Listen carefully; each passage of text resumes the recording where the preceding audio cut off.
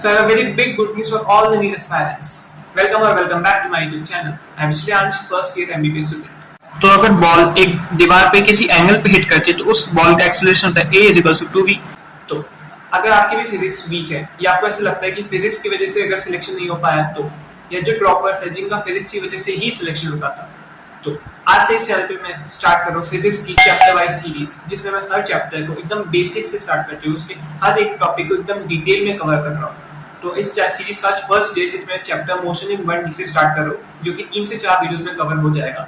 तो आपका फिजिक्स का पी भी नहीं आता, तो अगर आप इस सीरीज को देखते हैं इस चैप्टर वाइज, आप इस चैनल से जुड़ते हैं, तो ट्रस्ट करो गाइस, आप फिजिक्स में नीट में इजीली 170 प्लस स्कोर कर जाओगे, क्योंकि मैं मेरा बेस्ट दूंगा, बेस्ट कंटेंट से आपको समझा रहा हूँ, जिससे आपके हर टॉपिक्स एकदम क्लियर हो सके और हर क्वेश्चन को बहुत इजीली अटेम्प्ट कर सको। सी क्योंकि अभी मेरा फर्स्ट ईयर चल रहा है, तो मेरा काफी टाइम दिन का कॉलेज में ही चल जाता है, तो उस टाइम के बीच में से मुझे टाइम निकालना पड़ता है जिसमें मैं इन नोट्स को, क्योंकि मैं वापस मांगता हूँ नोट्स को, फिर नोट्स को वापस बनाने में टाइम जाता है, फिर उसको वीडियो को शूट करने में टाइम जाता है।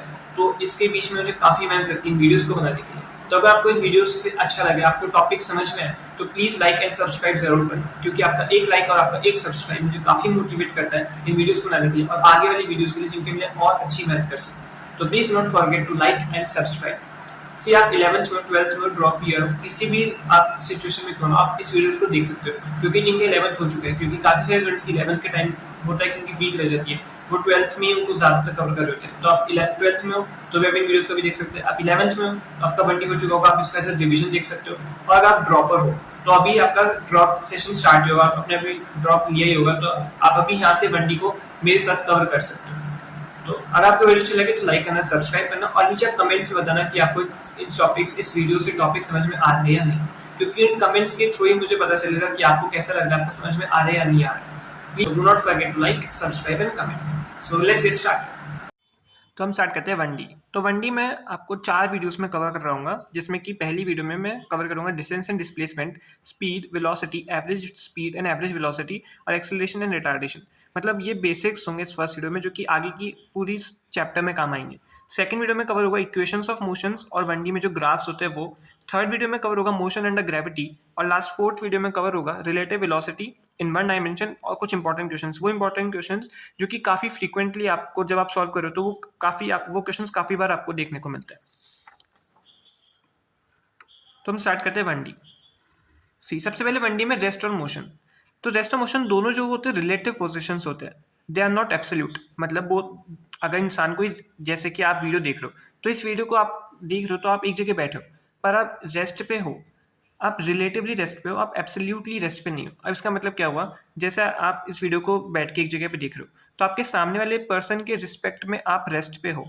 बट अगर कोई पर्सन मून पे बैठ के आपको देख रहा है, लेट सपोज ये मून है, ये अर्थ है, यहाँ पे वो आपको देख रहा है बैठ के, वो यहाँ पे और आप यहाँ पे बैठे हो, और क्योंकि अर्थ यहाँ पे हर समय मूव कर रही है, तो इस इंसान को जो मार्स पे बैठा है उसको आप भी मूव करते हुए दिखोगे, इसलिए आप अपने सामने वाले पर्सन की रिस्पेक्ट में तो रेस्ट में हो, बट जो मार्स पे से आपको दिख रहा है तो उसके रिस्पेक्ट में आप मोशन में हो। इसलिए कहते हैं कि रेस्ट और मोशन दोनों ही रिलेटिव पोजिशन, एब्सोल्यूट पोजिशन नहीं है। अगर कोई बॉडी मोशन में है तो इसका मतलब ये होता है कि उसकी पोजीशन चेंज हो रही है with respect to surrounding and with respect to time, both. दोनों सराउंडिंग और रिस्पेक्ट में उसकी पोजीशन अगर चेंज होती है तो कहते हैं कि बॉडी मोशन में है। Now we come to distance and displacement. Distance क्या होता है? डिस्टेंस होता है total path length between any two positions, और डिस्प्लेसमेंट क्या होता है? The shortest distance between initial and final position, उसको कहते हैं डिस्प्लेसमेंट। जो डिस्टेंस होता है वो हमेशा या तो डिस्प्लेसमेंट से बड़ा होगा या डिस्प्लेसमेंट के बराबर होगा, but displacement can never be greater than distance. यहाँ पे मैंने स्टार मार्क लगा दिया क्योंकि ऐसे जो भी इंपॉर्टेंट रिजल्ट्स होंगे मैंने वहाँ पे एक स्टार मार्क लगा रखा है, ताकि आप उनको सीधे सीधे लर्न करके रख सको। फिर जैसे एक एग्जांपल लेते हैं डिस्टेंस और डिस्प्लेसमेंट को समझने के लिए। जैसे अपने घर से लेके अपने पार्क तक जाते हो तो आपको ऐसे थोड़ा घूम घूम के जाना पड़ता है, एक गली से दूसरी गली में टर्न लेना पड़ता है, तो वो आप जो जाते हो वो होगा आपका डिस्टेंस। बट अगर आपके घर से लेके पार्क तक एकदम सीधी एक रोड बना दी जाए और उस रोड से आप सीधे एकदम पार्क तक पहुंच जाए तो वो होगा डिस्प्लेसमेंट, द शॉर्टेस्ट डिस्टेंस। ठीक है, अब हम क्वेश्चन करते हैं डिस्टेंस और डिस्प्लेसमेंट पे। आप क्वेश्चन स्टार्ट करो उससे पहले एक बार वीडियो को पॉज करके खुद ट्राई जरूर करना। A person moves in hexagonal park of side 9 metre, find distance and displacement after third turn. मतलब एक इंसान हेक्सागोनल पार्क में मूव कर रहा है जिसकी हर एक साइड 9 मीटर है। तो हम एक हेक्सागन बना लेते हैं जिसकी हर एक साइड 9 मीटर है।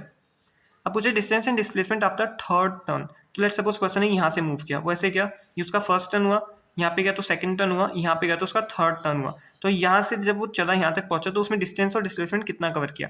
सी डिस्टेंस तो सिंपली हो जाएगा, यहाँ से 9 मीटर चला, फिर 9 मीटर चला, फिर 9 मीटर चला, तो distance will be 3 into 9 metre which is equal to 27 metre. But displacement क्या होगा, डिस्प्लेसमेंट होता है शॉर्टेस्ट डिस्टेंस। अब इस और इस पॉइंट के बीच में शॉर्टेस्ट डिस्टेंस ये होगा। अब ये डिस्टेंस आपको पता लगाना है। सी हेक्सागोनल में ये आपको लर्न करना एक ट्रिक है जिससे मैं आपको फॉर्मूला बता देता हूँ जो आपको हमेशा लर्न करके रखना है। ये डिस्टेंस होता है कितना 2l, ये डिस्टेंस होता है कितना √3l, और ये वाला डिस्टेंस कितना होता है अगेन √3l। ठीक है, तो ये आपको अगर कैसे क्वेश्चन मिले तो आप इस ट्रिक से सीधा आंसर निकाल सकते हो। तो अब हमने थर्ड टर्न में डिस्प्लेसमेंट क्या होगा 2 into L, 2 into L, L क्या है हेक्सागन की साइड, और यहाँ पे कितनी 9 मीटर, तो हो जाएगा 18 मीटर। सी अगर आपको ये जानना चाहते हो कि ये कैसे निकाला तो ट्रिग्नोमेट्री से निकाला, मैं आपको एक बार बता देता हूँ कैसे आया। सी हेक्सागन था जिसकी हर एक की साइड एल है, ये एल है, ये एल है। हम इस वाले ट्राइंगल को एक बार बाहर निकालते हैं, ये ट्राइंगल बाहर आ गया। अब हेक्सागन की दो साइड्स के बीच का एंगल 120 डिग्री होता है, तो ये एंगल भी 120 डिग्री हो जाएगा। ये साइड एल है, ये साइड एल है। अब हम ऐसे इसको बीच में से एक लाइन डालते हैं, तो ये वाला एंगल जो होगा वो 60 डिग्री हो जाएगा, क्योंकि हमने बीच में से यहाँ पे लाइन डाली है। तो ये एंगल और ये एंगल दोनों बराबर होंगे, 60 डिग्री 60 डिग्री। अब हम इस वाले ट्राइंगल को और बाहर निकाल लेते हैं।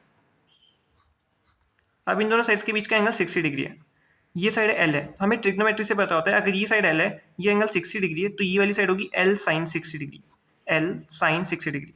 और साइन 60 कितना होता है √3/2, तो ये कितना हो जाएगी एल √3/2, यानी ये साइड एल √3/2 हो जाएगी। अब ये हमने बीच में से काटा था, तो ये लाइन और ये लाइन दोनों बराबर है, तो ये एल √3/2 है, तो ये भी एल √3/2 होगी। जब इन दोनों को ऐड करेंगे एल √3/2 प्लस एल √3/2, तो ये टोटल साइड आ जाएगी हमारे पास √3l, जो कि मैंने यहाँ पे आपके सामने दिखा था कि √3l होगी। तो आप इसको सिंपली लर्न कर सकते हैं, मैंने आपको प्रूव करके दिखा दिया कि कैसे है। तो अब नेक्स्ट बात करते हैं स्पीड और वेलोसिटी की। सी स्पीड क्या होता है distance travelled in unit time, उसको कहते हैं स्पीड। और वेलोसिटी क्या होता है displacement per unit time. Speed एक स्केलर क्वांटिटी है, वेलोसिटी एक वेक्टर क्वांटिटी है। सी स्पीड जो होती है वो वेलोसिटी से या तो बड़ी होगी या इक्वल होगी, बट अगेन वेलोसिटी कभी भी स्पीड से ग्रेटर नहीं होगी। ओके, क्योंकि डिस्प्लेसमेंट कभी डिस्टेंस से बड़ा नहीं हो सकता। नाउ वी वेलोसिटी क्या होता है x/t which can be also written as dx/dt। See ये फॉर्मूला है, तो मैंने इसको एक ऐसे रेड बॉक्स में बंद कर दिया ताकि सारे फॉर्मूलेस आपको ऐसे लर्न है। मैंने सारे फॉर्मूलेस को ऐसे रेड बॉक्स में बंद कर रखा है। तो अब हम स्पीड और वेलोसिटी पे क्वेश्चन कर लेते हैं। मैं आपको अगेन कहता हूँ कि वीडियो को पॉज करके आप खुद एक बार ट्राई जरूर करना क्वेश्चंस को। तो एक person moving along a circular track of radius 84 metre, find velocity and speed if person covers half circle in 6 seconds. ठीक है, तो एक सर्कल बना लेते हैं हम। पर्सन ने हाफ सर्कल मूव किया, मतलब लेट्स सपोज यहाँ से उसने स्टार्ट किया तो यहाँ तक आ गया हाफ सर्कल कवर करते हुए, उसने टाइम कितना लिया 6 सेकंड्स। तो हम पूछे डिस्टेंस, वेलोसिटी और स्पीड। सी वेलोसिटी क्या होता है, velocity is equals to distance upon time, speed is equals to distance upon time. अब डिस्टेंस क्या होगा अगर पर्सन ने यहाँ से आगे मूव किया, सी सर्कल पूरा 2πr होता है, अब उसने हाफ सर्कल मूव किया तो होगा πr, तो डिस्टेंस हो गया πr। और टाइम कितना क्वेश्चन में गिवन है 6 सेकंड्स। पाई की वैल्यू रखते हैं 22/7, रेडियस की वैल्यू हमें क्वेश्चन में 84 गिवन है, और टाइम यहाँ पे 6 सेकंड गिवन है। तो 7 12 से 84, 6 2 12, 22 into 2 which equals to 44 metre पर सेकंड। ये आ गई स्पीड। अब वेलोसिटी, सी वेलोसिटी क्या होता है डिस्प्लेसमेंट अपॉन टाइम, तो हम लिखते हैं डिस्प्लेसमेंट अपॉन टाइम। अब यहाँ से इन दोनों के बीच के पॉइंट का शॉर्टेस्ट डिस्टेंस क्या होगा, ये सीधी लाइन, और हमें पता है डिस्प्लेसमेंट शॉर्टेस्ट डिस्टेंस होता है, तो ये हो गया डिस्प्लेसमेंट। और इसकी वैल्यू कितनी होगी, यहाँ रेडियस हो गया r प्लस r, यानी ये 2r हो गया। तो डिस्प्लेसमेंट कितना हो गया 2r अपॉन में टाइम जो कि 6 second given again. Now 2 into radius 84 divided by 6, 2 3 6 and 3 26, तो यहाँ पे आ गया 26 मीटर पर सेकंड, ये वेलोसिटी आ गई। ठीक है, देखो यहाँ मैंने लिख रखा है here speed is greater than velocity, यहाँ पे भी देख सकते हैं स्पीड वेलोसिटी से ज़्यादा आई, पर वेलोसिटी कभी स्पीड से ज़्यादा नहीं आएगी। Velocity can be zero but speed can not be zero, ये भी एक इंपॉर्टेंट रिजल्ट की तरह आपको लर्न करना है, इसलिए मैंने यहाँ पे स्टार मार्क लगा रखा है। तो जो वेलोसिटी है वो जीरो हो सकती है, क्यों, क्योंकि डिस्प्लेसमेंट जीरो हो सकता है, और स्पीड जीरो इसलिए नहीं हो सकती क्योंकि डिस्टेंस कभी जीरो नहीं हो सकता। नाउ एक और क्वेश्चन हम करते हैं। If road distance between Delhi and Jaipur is 180 km and air distance is 150 km. Now if bus takes 4 hours from Jaipur to Delhi, then find speed and velocity of bus. तो इसमें हमको निकालना है speed और velocity. सी speed क्या होता है distance upon time, तो यहाँ पे डिस्टेंस कितना होगा 180 किलोमीटर, क्योंकि रोड डिस्टेंस है। That will be 180 divided by time हमको कितना गिवन है 4 hours, that will be equal to 290, that is 45 kilometre per hour. और वेलोसिटी कितनी हो जाएगी डिस्प्लेसमेंट अपॉन टाइम, डिस्प्लेसमेंट क्या होगा शॉर्टेस्ट डिस्टेंस जो कि एयर का डिस्टेंस है, that is 150 divided by 4 is 275, that is 75 upon 2 kilometre per hour. ये होगी स्पीड और वेलोसिटी अगर एक बस मूव कर रही है। ओके, नेक्स्ट अब हम बात करते हैं एवरेज स्पीड और एवरेज वेलोसिटी। सी, अब एवरेज स्पीड क्या होता है? Average speed is total distance upon total time. यहाँ पे लिखा है average speed is equal to total distance upon total time. Let suppose एक पर्सन यहाँ से ये मूव किया, ये डिस्टेंस उसने x1 मूव किया, ये डिस्टेंस उसने x2 मूव किया, x1 के लिए उसने t1 टाइम लिया और x2 के लिए t2 टाइम लिया।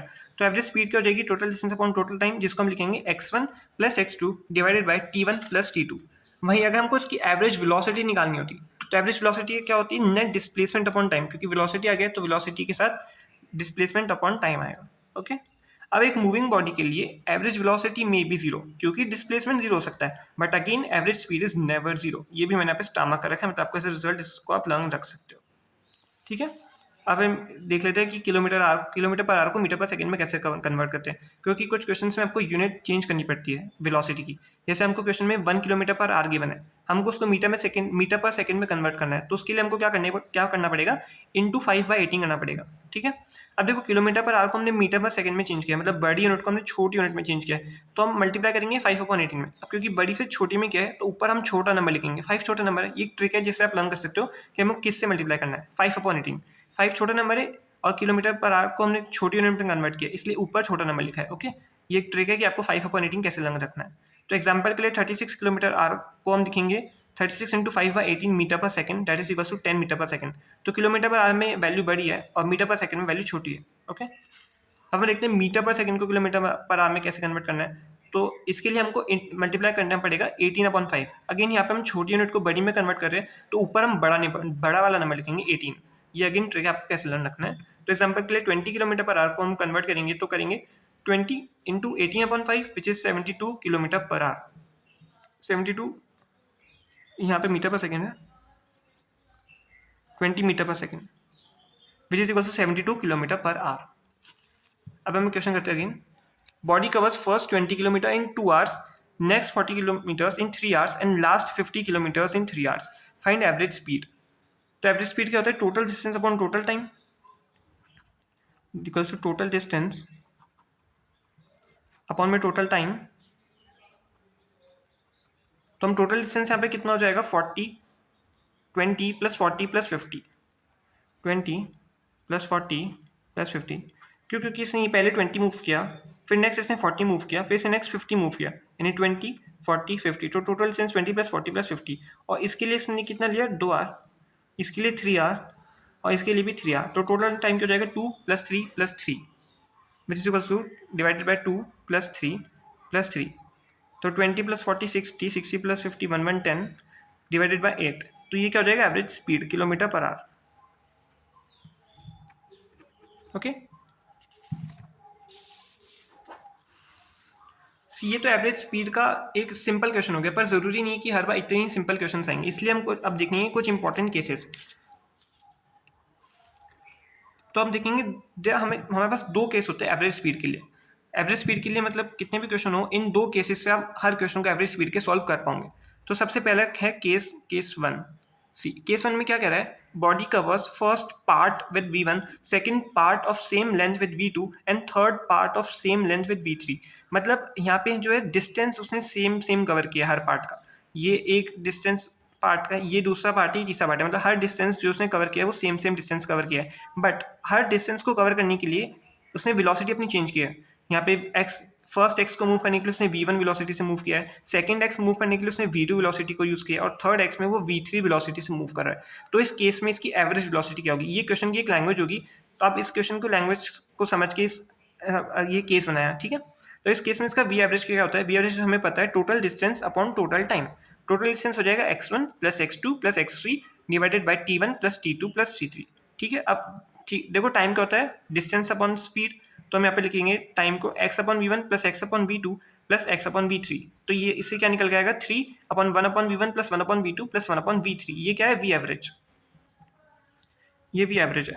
वी एवरेज को हम ऐसे भी लिख सकते हैं। ओके, तो इससे हम ऐसे एक फॉर्मूला निकाल सकते हैं। इसको मैंने इसी को रीअरेंज करके ऐसे लिखा है, लिखा गया है 3 upon V is equals to 1 upon V one plus 1 upon V two plus 1 upon V three. ये ऐसे वाली जब आपको लैंग्वेज, ऐसे वाले जब आपको क्वेश्चन मिलेगा कि उसने फर्स्ट पार्ट इतने वेलोसिटी से मूव किया, सेकंड बार इतने वेलोसिटी से, थर्ड पार्ट इतने वेलोसिटी से मूव किया है, तो उसकी एवरेज वेलोसिटी बताओ, तो उस वाले ऐसे आपको कई क्वेश्चंस मिलेंगे। इन सारे क्वेश्चंस से आपको ये वाला फॉर्मूला यूज करना है, 3 upon V is equals to 1 upon V one plus 1 upon V two plus 1 upon V three. See, अब आप दो पार्ट्स भी हो सकते हैं, ऐसा जरूरी नहीं कि उसने तीन ही पार्ट कवर के इक्वल डिस्टेंस के लिए। सपोज उसने दो पार्ट में मूव किया है, तो एक पार्ट में उसकी वेलोसिटी वी वन है, दूसरे पार्ट में उसकी वेलोसिटी वी टू हो गई। इस केस में इसकी एवरेज वेलोसिटी क्या होगी? 2 upon V is equals to 1 upon V one plus 1 upon V two. मतलब तीन पार्ट से तो 3 अपॉन वी, दो पार्ट से तो 2 अपॉन वी। अगर क्वेश्चन में 5 पार्ट्स गिवन होंगे तो उसको 5 अपॉन वी लिख देंगे। ठीक है, ये तो तब लगाएंगे जब उसने सेम डिस्टेंस के पाथ कवर किए। इफ पाथ लेंथ अगर डिफरेंट हो गए, तो जैसे सपोज उसने एक x1 मूव किया, दूसरे में उसने x2 मूव किया, दोनों की डिस्टेंस अलग है, और उस केस में एवरेज वेलोसिटी निकालेंगे, तो उसके लिए भी यहाँ पे मैंने केस बना रखा है। सी, उसने अगर 2/5 पार्ट मूव किया v1 से, मतलब उसने लेट्स सपोज ये पूरा पाथ है, उसका जो 2/5 पार्ट है यानी 2/5 उसने वो मूव किया v1 से, ठीक है, और जो रेस्ट बचा है वो उसने v2 से मूव किया है। इस केस में इसकी एवरेज वेलोसिटी कैसे निकालेंगे, उसके लिए मैंने यहाँ पे फॉर्मूला लिख रखा है। ये रहा 2/5, ये रहा 3/5। तो इस केस में इसकी वेलोसिटी को मैंने पे ऐसे कैलकुलेट भी कर रखा है, डिराइव भी कर रखा है, आप देख सकते हो। v is equals to x1 plus x2 upon t1 plus t2। t को x अपॉन v लिखेंगे तो आगे आ जाएगा x1 क्योंकि 2/5 पार्ट है, ये 2/5 है, और x2 जो है 3/5 है, तो 2/5 plus 3/5 divided by 2/5 v1 plus 3/5 v2। अब इसी को मैंने रीअरेंज करके यहाँ पे लिख दिया, जो आप फॉर्मूले की तरह इसको एज इट इज लर्न कर सकते हो। 5 upon v is equals to 2/v1 plus 3/v2। ठीक है, ये ऐसे फॉर्मूला आपको कब लगाना है, जब आपको डिस्टेंस अनइक्वल गिवन हो, जैसे 2/5 v1 से किया, बाकी का 3/5 v2 से किया। ऐसे ऐसे केस भी आ सकते हैं, तो आपको इस केस के लिए ये वाला फॉर्मूला यूज करना है। ठीक है, ये पहला केस था एवरेज स्पीड के लिए, जिसमें हमको डिस्टेंस के बारे में क्वेश्चन में गिवन था कि फर्स्ट पार्ट में v1 है, सेकंड पार्ट में v2 है। अब सेकंड केस की तरफ हम मूव करते हैं। तो नाउ केस 2। सी, अब केस 2 में क्या है, body moves for first t time with v1, second t time with v2 and third t time with v3। पहले केस में क्या था, फर्स्ट पार्ट डिस्टेंस, मतलब पहले वाले केस में हमको डिस्टेंस की रिस्पेक्ट में वेलोसिटी गिवन थी। अब यहाँ पे हमको फर्स्ट t टाइम में वेलोसिटी गिवन है, मतलब पहले t टाइम में वेलोसिटी v1 है, दूसरे t टाइम में वेलोसिटी v2 है, और तीसरे t टाइम में वेलोसिटी v3 है। पहले केस में फर्स्ट x डिस्टेंस में v1 थी, पहले मतलब जो फर्स्ट केस था उसमें हमको डिस्टेंस गिवन था। अब जो सेकंड केस है उसमें हमको यहाँ पे टाइम गिवन है। ओके, इस केस में हमको एवरेज स्पीड अगर निकालनी है तो कैसे निकालेंगे, तो एवरेज स्पीड हम अगेन लिखेंगे x1 plus x2 plus x3 upon t1 plus t2 plus t3। अब यहाँ पे हमको क्योंकि x यानी डिस्टेंस नहीं गिवन है, हमको टाइम गिवन है, तो हम डिस्टेंस को टाइम में कन्वर्ट करेंगे। वो कैसे करेंगे, x is equals to vt होता है, तो x1 क्या हो जाएगा v1t plus v2t plus v3t divided by t plus t plus t। अब इसको हम आगे कैलकुलेट करेंगे तो एवरेज स्पीड क्या आ जाएगी, v is equals to v1 plus v2 plus v3 divided by 3। मतलब ये वाला केस सिंपल है। अगर टाइम वाला केस है तो उसका फॉर्मूला काफी सिंपल होगा। सिंपली अगर तीन पार्ट्स में अगर उसने मूव किया तो वो v1 plus v2 plus v3 हो जाएगा। अगर वो टू पार्ट्स में होता तो v1 प्लस v2 अपॉन 2 हो जाएगा। तो ये हमने देखे दो डिफरेंट केसेस एवरेज स्पीड के, जो कि जिसके काफी सारे क्वेश्चन आपको मिलेंगे। तो मैंने आपको उस केस के सिंपल फॉर्मूले बता दिए। जो अब नेक्स्ट आपको भी एवरेज स्पीड का क्वेश्चन सॉल्व करेंगे तो आप इन फॉर्मूले से सीधे उसका आंसर निकाल सकते हो। अब एक क्वेश्चन कर लेते हैं। अब इससे पहले वीडियो को पॉज करके इसको जरूर ट्राई करना, जो मैंने फॉर्मूले बताया उस हिसाब से इसका आंसर आ जाएगा। तो क्वेश्चन है, body covers first half distance with speed 90 kilometre per our and second half distance with 100 kilometre per our, find average speed for complete journey. अब क्वेश्चन में क्या गिवन है, फर्स्ट हाफ डिस्टेंस, मतलब distance की बात है, मतलब ये केस फर्स्ट है। ओके, आपको पता चलना चाहिए लैंग्वेज से कि कौन सा केस है। फर्स्ट हाफ डिस्टेंस विद 90 और second half distance with 100 kilometre per hour. तो इस केस में हमको क्या फॉर्मूला लगेगा, 2 upon V is equals to 1 upon v1 plus 1 upon v2। आप यहाँ से इसको रीअरेंज करके कैसे भी लिख सकते हैं, v is equals to 2v1 v2 upon v1 plus v2। इससे डायरेक्ट एवरेज स्पीड आ जाएगी 2v1 v2 upon v1 plus v2। ये अब इसको आगे हम लिखते हैं, 2v1 v2 क्या हो जाएगा, 2 इंटू v1 कितना है 90 इंटू v2 कितना है 100 डिवाइडेड बाय 90 प्लस 100। ठीक है, तो यहाँ पे कितना आ जाएगा 18,000 डिवाइडेड बाय 190। इसको आप आगे सॉल्व कर सकते हैं। ये आ जाएगी average speed in kilometre per hour for whole complete journey. ठीक है, अब सेकंड क्वेश्चन करते हैं। Car covers first half distance with 30 kilometre per hour. For remaining half, it travels for first half time with speed 50 km per hour and for remaining time with 90 km per hour. Find average speed. तो ये थोड़ा complex question है क्योंकि आप यहाँ पे देख सकते हो फर्स्ट हाफ डिस्टेंस की भी बात की गई है और फर्स्ट हाफ टाइम की बात की गई है, मतलब इसमें आपको दोनों ही यूज़ करने पड़ेंगे, दोनों केस को यूज़ करते हुए ये क्वेश्चन है, काफ़ी अच्छा क्वेश्चन है।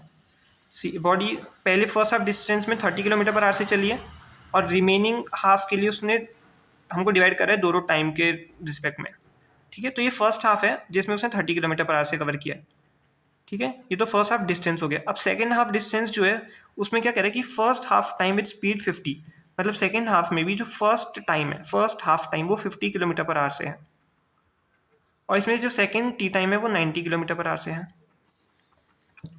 ठीक है।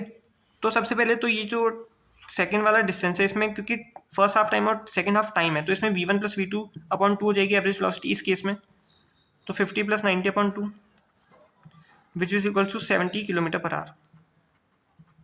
ये 70 किलोमीटर पर आ गई फॉर सेकेंड हाफ डिस्टेंस। अब इसको हम ऐसे लिख सकते हैं, ऐसे बना सकते हैं, फर्स्ट हाफ डिस्टेंस 30 और जो सेकेंड हाफ डिस्टेंस है उसकी हमने एवरेज स्पीड कितनी निकाली 70, ठीक है। तो हम यहाँ पे इसको सीरियस लिखेंगे अब 70। अब ये दोनों हाफ डिस्टेंस में कन्वर्ट हो चुके हैं, फर्स्ट हाफ डिस्टेंस और सेकंड हाफ डिस्टेंस। अब क्योंकि डिस्टेंस है तो मतलब ये केस फर्स्ट है, तो इस केस में इसकी एवरेज वेलोसिटी स्पीड क्या होगी 2 v v1 upon v1 plus v2, जिसमें कि v1 30 है v2 70 है। इससे आप एवरेज स्पीड कैलकुलेट कर सकते हो जो कि किलोमीटर पर आवर में आपके सामने आ जाएगी, ठीक है। तो हम बात करते हैं uniform speed and non uniform speed के बारे में। यूनिफॉर्म स्पीड कब कहते हैं जब बॉडी कवर करती है equal distances in equal intervals, और non uniform speed unequal distances in equal intervals of time, ठीक है। अब यूनिफॉर्म और नॉन यूनिफॉर्म वेलोसिटी कैसे हो जाएगी, वेलोसिटी में डिस्टेंस की जगह डिस्प्लेसमेंट आ जाएगा, जहाँ स्पीड में डिस्टेंस है वहाँ वेलोसिटी में डिस्प्लेसमेंट आ जाएगा, यानी equal displacement in equal intervals of time तो uniform velocity, otherwise non uniform. यहाँ पे मैंने स्टार मार्क करा हुआ है, मतलब ये अगेन आपको दो इंपॉर्टेंट रिजल्ट्स की तरह आपको लर्न रखना है। For uniform velocity direction also remains same, therefore acceleration zero जाएगा। अगर बॉडी की वेलोसिटी यूनिफॉर्म है तो उसका डायरेक्शन भी सेम रहना चाहिए। क्यों? क्योंकि वेलोसिटी एक वेक्टर क्वांटिटी, और वेक्टर क्वांटिटी में पता है डायरेक्शन और मैग्नीट्यूड दोनों सेम रहना चाहिए अगर वो क्वांटिटी यूनिफॉर्म है तो इसलिए अगर वेलोसिटी को यूनिफॉर्म रखना है तो उसका डायरेक्शन चेंज नहीं होना चाहिए, और अगर डायरेक्शन चेंज नहीं होगा तो वेलोसिटी यूनिफॉर्म हो जाएगी। इसका मतलब वेलोसिटी यूनिफॉर्म तो एक्सेलरेशन जीरो, क्योंकि एक्सेलरेशन क्या होता है, change in velocity per unit time. तो अगर वेलोसिटी यूनिफॉर्म है तो एक्सेलरेशन जीरो हो जाएगा, ठीक है। अब सेकंड रिजल्ट क्या है, body having uniform velocity must have uniform speed, but for uniform speed velocity may be uniform और मे बी नॉन यूनिफॉर्म, ठीक है। इसका रीजन क्या है, वेलोसिटी ऑफ डायरेक्शन। सी अगर बॉडी की वेलोसिटी यूनिफॉर्म है तो मतलब ये तय है कि उसकी स्पीड यूनिफॉर्म होगी ही, बट अगर किसी बॉडी की स्पीड यूनिफॉर्म है तो ये जरूरी नहीं है कि उसकी वेलोसिटी यूनिफॉर्म होगी, क्योंकि हो सकता है उसका डायरेक्शन चेंज हो गया, पर स्पीड तो क्योंकि वेक्टर क्वांटिटी नहीं है, स्केलर है, तो इसलिए स्पीड तो सेम ही रहेगी अगर उसका डायरेक्शन चेंज हो गया, बट क्योंकि डायरेक्शन चेंज हो गया तो उसकी वेलोसिटी नॉन यूनिफॉर्म हो जाएगी, इसीलिए यहाँ पे लिखा है वेलोसिटी मे बी यूनिफॉर्म। ये आपको असर्शन रीजन में भी क्वेश्चन आ सकता है। अब नेक्स्ट बात करते हैं एक्सेलरेशन की। सी एक्सेलरेशन क्या होता है, rate of change of velocity with respect to time, इसको हम कहते हैं acceleration. A is equals to v2 minus v1 upon t2 minus t1 which is equals to del v upon del t। इसकी unit क्या हो जाएगी, metre per second square, ठीक है। अब कुछ इंपॉर्टेंट दो तीन केस देखते थे जिसमें एक्सेलरेशन की फॉर्मूले को यूज करेंगे। सी एक बॉडी यहाँ पे v1 से मूव करिए और t टाइम बाद उसी की बॉडी की वेलोसिटी v2 हो गई है, तो इस केस में इसका एक्सेलरेशन क्या होगा, v2 minus v1 upon t, ठीक है। अब हम नेक्स्ट केस की बात करते हैं। सी यहाँ पे बॉडी v1 से मूव कर रही है, ठीक है, और कुछ टाइम बाद वही बॉडी ने अपना डायरेक्शन चेंज कर लिया और उसकी वेलोसिटी v2 हो गई। अब इस केस में इस केस में इसका एक्सेलरेशन क्या होगा, v2 plus v1 upon t। यहाँ पे प्लस क्यों आ गया, सी क्योंकि यहाँ पे वेलोसिटी का क्योंकि डायरेक्शन होता है तो इसका यहाँ पे डायरेक्शन रिवर्स हो गया, तो ये माइनस हो गया। तो अब जब इसको लिखोगे v2 minus v1 upon t, तो इस रिस्पेक्ट में यहाँ क्योंकि v1 माइनस है तो v2 minus of minus v1 upon t क्या हो जाएगा, v2 plus v1 upon t। इसलिए जब बॉडी का डायरेक्शन रिवर्स हो जाता है तो उस केस में एक्सेलरेशन में वेलोसिटी दोनों ऐड होती है, ओके। अब हम एक और केस देख लेते हैं जिसमें हमको एक्सेलरेशन निकालना है। अगर एक बॉल दीवार पे किसी एंगल पे हिट करती है तो उस केस में उस बॉल का एक्सेलरेशन क्या होता है, तो वो ये होता है a equals to 2v cos theta upon t। ये कैसे हुआ, सी ये बॉडी जा रही है ऐसे, हमने ये एक एंगल क्वेश्चन में गिवन होता है कि इस एंगल पे हिट करती है, ये एक लाइन है वर्टिकल, इस एंगल पे से हिट किया तो ये थीटा है, तो ये भी थीटा होगा। अब बॉडी की वेलोसिटी इस डायरेक्शन में भी, ठीक है, और थीटा इस डायरेक्शन में, तो ये कंपोनेंट क्या हो जाएगा v cos थीटा, ये कंपोनेंट क्या हो जाएगा v sin थीटा। अब ये बॉडी मूव करते करते यहाँ पे पहुंच गई, ठीक है, इसकी वेलोसिटी यहाँ पे v है, ठीक है, यहाँ एंगल थीटा हो जाएगा, तो इसलिए यहाँ वेलोसिटी v cos थीटा हो जाएगी और इस डायरेक्शन में हो जाएगी v sin थीटा। तो हम देखेंगे कि v sin थीटा पहले भी नीचे और v sin थीटा बाद में भी नीचे, तो यहाँ पे इसलिए मैंने लिखा है no change in v sin theta और अलॉन्ग द वॉल, मतलब जो बॉल की वेलोसिटी वॉल के डायरेक्शन में उस कंपोनेंट में v sin थीटा में कोई भी चेंज नहीं आएगा।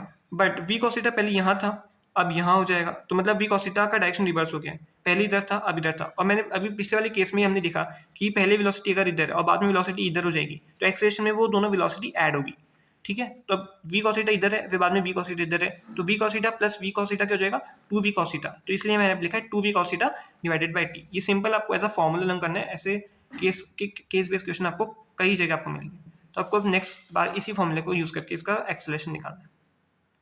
अब नेक्स्ट हम देखते हैं एक्सेलरेशन और रिटार्डेशन। सी, अगर स्पीड ऑफ बॉडी इंक्रीज हो रही है then motion of body is accelerated, और अगर स्पीड ऑफ बॉडी डिक्रीज हो रही है तो उस मोशन को हम रिटार्ड कहेंगे। मतलब एक बॉडी की वो बॉडी मूव कर रही है, उस बॉडी की स्पीड इंक्रीज होती जा रही है, तो उस मोशन को हम कहेंगे कि वो मोशन एक्सेलरेटेड है। वहीं उसकी स्पीड अगर डिक्रीज हो रही है तो उस मोशन को कहेंगे कि मोशन इज रिटार्डेड, ठीक है। Now uniform and non uniform acceleration. If change in velocity for successive time intervals is constant, then acceleration is uniform, otherwise non-uniform. अगर velocity में जो change आ रहा है वो successive time intervals में constant है तो कहेंगे कि acceleration uniform है, otherwise acceleration is non-uniform. See एक्सेल एक यहाँ पे इंपॉर्टेंट रिजल्ट आपको लर्न करना है, acceleration of freely falling bodies uniform. या आपको ऐसे कई क्वेश्चन मिलते हैं कि which of the following options और स्टेटमेंट्स आर करेक्ट, उसमें ये स्टेटमेंट कई जगह दिख जाते हैं, तो आपको ये लर्न करने की स्टेटमेंट सही है। Acceleration of a freely falling bodies uniform, अगर कोई बॉडी फ्री फॉल में है तो उस केस में उस बॉडी का एक्सेलरेशन यूनिफॉर्म रहता है, और वो यूनिफॉर्म एक्सेलरेशन कितना होता है 9.8 मीटर पर second square, that is acceleration due to gravity G. तो इस वीडियो में हमने कवर किया distance displacement, speed, velocity, average speed and average velocity और एक्सेलरेशन और रिटार्डेशन। हम इसी ऐसे ही आगे और भी वीडियोस में पूरे चैप्टर को कवर करेंगे, और आगे आने वाले इस सीरीज में आगे के फिजिक्स के चैप्टर्स को कवर करेंगे, हर टॉपिक को एकदम डिटेल में। मैं आपको साथ में सारे PYQs, notes, short notes, formula सब आपको प्रोवाइड करवा लूँगा, जिससे आप फिजिक्स में ईजिली, अगर आपको फिजिक्स नहीं आती, इन वीडियोज़ के थ्रू आप फिजिक्स में इजीली 170 तक का स्कोर अपना टारगेट कर सकोगे, एम कर सकोगे। तो आपको इन वीडियो से समझ में आ रहा है, अच्छा लग रहा है, तो प्लीज़ नीचे लाइक करेगा, अपना कमेंट्स के थ्रू मुझे बताएगा कि आपको कितना समझ में आया, क्या समझ में आया, क्योंकि आपके पॉजिटिव कमेंट्स के हिसाब से ही मैं डिसाइड करूँगा कि आगे सीरीज़ को कंटिन्यू करना है या नहीं। क्योंकि जैसे मैंने लिटरली इन वीडियोज़ को बनाने में काफ़ी मेहनत और काफ़ी टाइम लगता है। तो अगर आपको अच्छा लगे तो please do not forget to like, comment and subscribe. तो मिलते हैं नेक्स्ट वीडियो में, तब तक के लिए अच्छे से पढ़ते रहिए and take care my future doctors.